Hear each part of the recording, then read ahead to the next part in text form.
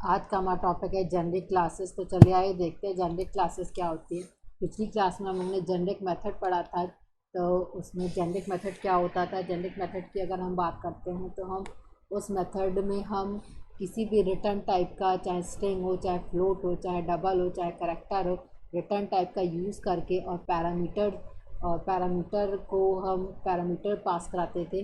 और वो पैरामीटर चाहे स्ट्रिंग हो, चाहे क्लास हो, चाहे इंटीजर हो, चाहे फ्लोट हो, चाहे डबल हो, उस पैरामीटर को पास करा के डिफरेंट टाइप्स के, मतलब कहने का डिफरेंट डेटा टाइप्स को पास करा के डिफरेंट वैल्यूज़ का आउटपुट हम जनरेट करते थे। मतलब हमें अलग अलग बार मेथड क्रिएट करने की ज़रूरत नहीं है। किसी इंटीजर वैल्यू के लिए अलग मेथड, और फिर फ्लोट वैल्यू के लिए डिफरेंट मेथड, और स्ट्रिंग वैल्यू के लिए डिफरेंट मेथड। हम एक ही मेथड बनाते हैं और उस मेथड में हम डिफरेंट डेटा टाइप पास करा के, टी जिसे हम कहते हैं, पास करा के हम अपने आउटपुट को डिफरेंट वैल्यूज़ के जनरेट कर सकते हैं।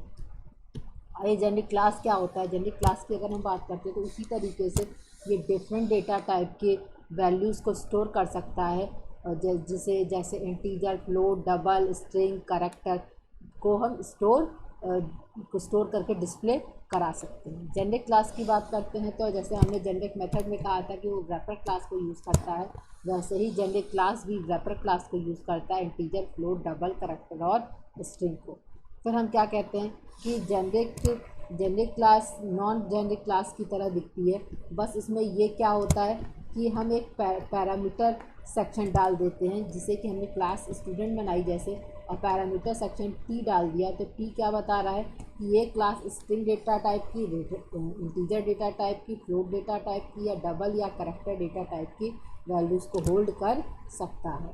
फिर हम क्या कहते हैं, हम कहते हैं कि जेनरिक मेथड में, जैसे जेनरिक मेथड में कई सारे डेटा टाइप के वैल्यू पैरामीटर्स को हम पास करा के यूज़ करते थे, वैसे ही जेनरिक क्लास में भी डिफरेंट पैरामीटर्स हम पास कर सकते हैं। जैसे कहने का क्या मतलब है कि ये ये ये क्लास की स्टूडेंट एक बार टी के लिए स्ट्रिंग, इंटीजर, फ्लोट, डबल के लिए यूज़ करेगी, और उसी तरीके से एक बार यू के लिए भी different data type string, float, double, character के लिए यूज़ कर सकते हैं।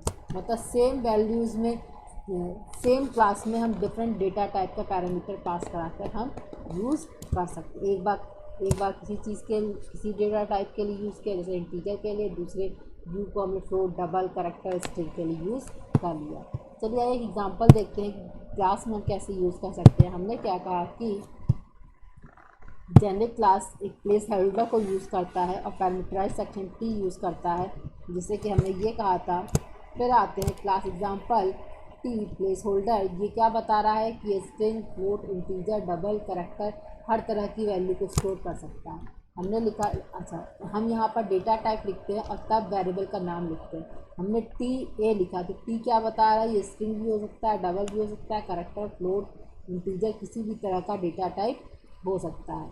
फिर अब हमने इनपुट कराने के लिए एक सेट मेथड लिया है और डिस्प्ले कराने के लिए गेट मेथड लिया है। तो public void set T A लिखा है। टी ए से मतलब, टी से वही मतलब कि different data type, string, integer, float, double, और क्या दिस यूज़ किया, this dot a equal to a. This से कहने का क्या मतलब, करंट वेरिएबल को होल्ड कर रहा है। अब डिस्प्ले कराने के लिए पब्लिक टी क्या कर रहा है, ये रिटर्न टाइप है। रिटर्न टाइप हमारा integer, float, double, character, string हो सकता है, जो कि रिटर्न करेगा ए वैल्यू।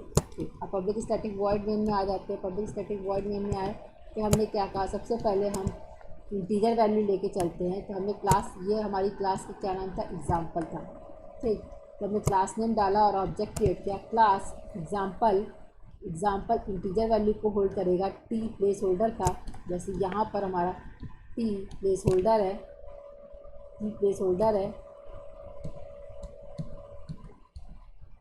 टी प्लेस होल्डर है। इसी तरीके से यहाँ पर एग्जाम्पल हमारा इंटीजर होल्ड कर रहा है, और ऑब्जेक्ट ओबीजे क्रिएट किया, न्यू एग्जाम्पल इंटीजर वैल्यू को होल्ड करेगा। फिर हम ओबीजे डॉट सेट 5 लिखा। ओबीजे डॉट सेट कहाँ का मेथड था, सेट यहाँ का मेथड था। तो ये पब्लिक सेट यहाँ का मेथड था। तो सेट में हमने क्या पास करा दिया, ओबीजे डॉट सेट 5। फिर system dot out print talent से हमने ओबीजे डॉट गेट मेथड से क्या कर दिया, डिस्प्ले कर दिया 5 पे, ठीक। फिर इसके बाद से हमने क्या कहा, स्ट्रिंग वैल्यू के लिए एग्जांपल स्ट्रिंग obj1 लिया, न्यू स्ट्रिंग, तो obj1 डॉट सेट, obj1 क्या कह रहा है, ऑब्जेक्ट नेम है स्ट्रिंग डेटा टाइप की, और सेट हमारा टीना स्ट्रिंग वेरिएबल को होल्ड कर रहा है, तो obj1 डॉट गेट क्या बता रहा है कि स्ट्रिंग डेटा टाइप को वैल्यू को रिटर्न कराना है। तो obj1 ऑब्जेक्ट है स्ट्रिंग डेटा टाइप का, और गेट हमारा मेथड है। फिर एग्जांपल कैरेक्टर मेथड को, कैरेक्टर वैल्यू को डेटा टाइप को यूज़ करा, example character obj3 equal to new example character, obj3 dot set r character pass कराया, फिर obj3 डॉट गेट हमारा आर की वैल्यू को रिटर्न करा देगा। इस तरीके से वैल्यू है। चलिए आइए इस एग्जांपल को हम रन करा कर देखते हैं कि हमारी डिफरेंट डेटा टाइप्स की वैल्यूज़ को कैसे डिस्प्ले करता है। जावा सी एग्जाम्पल डॉट जावा एग्जाम्पल क्या डिस्प्ले किया, वैल्यू 1 में 5, वैल्यू 2 में करेक्ट स्ट्रिंग टीना, और वैल्यू आर में करेक्टर आर।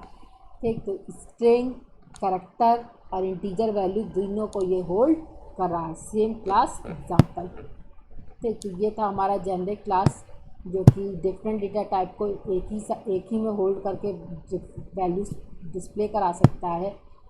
आगे और देखेंगे जेनेरिक के मेथड और क्लासेस। आज के लिए बस इतना ही, धन्यवाद।